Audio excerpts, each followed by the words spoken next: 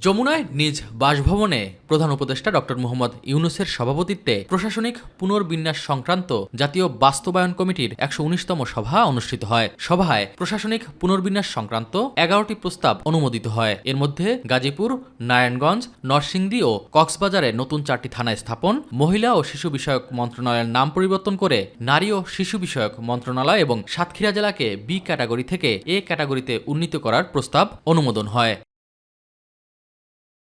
সভা শেষে রাজধানীর ফরেন সার্ভিস একাডেমিতে কথা বলেন প্রেস সচিব শফিকুল আলম। তিনি জানান, নির্বাচনের আগে লুট হওয়া অস্ত্র উদ্ধারে প্রশাসনকে নির্দেশনা দিয়েছেন প্রধান উপদেষ্টা। চিফ অ্যাডভাইজার আজকের মিটিংয়ে আবার এই নির্বাচনের কথা বলেছেন এবং নির্বাচনের আগে উনি অস্ত্র উদ্ধারের উপর জোর দিয়েছেন।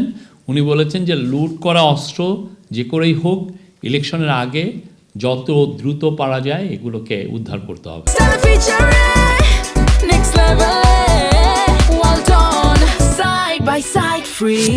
জাতীয় নির্বাচন নিয়ে কোনো অনিশ্চয়তা নেই বলে জানান প্রেস সচিব। নির্বাচন নিয়ে কোনো রকমের কোনো আনসার্টেনটি নেই এবং নির্বাচন খুব ভালো হবে, ফ্রি, ফেয়ার, পিসফুল, ফেস্টিভ হবে।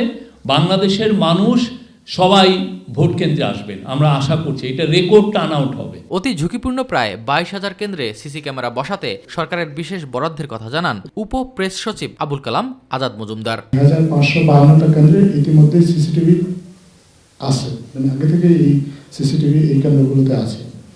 বাকি যে কেন্দ্রগুলো আছে সেগুলোতে আপনার সিসিটিভি স্থাপন করা হবে।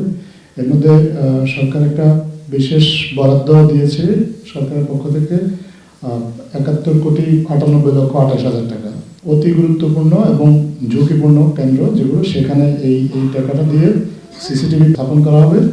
প্রতিটা কেন্দ্রে কমপক্ষে 6টা সিসি ক্যামেরা এই কেন্দ্রগুলোতে থাকবে। এস এম আরিফ, মাই টিভি, ঢাকা।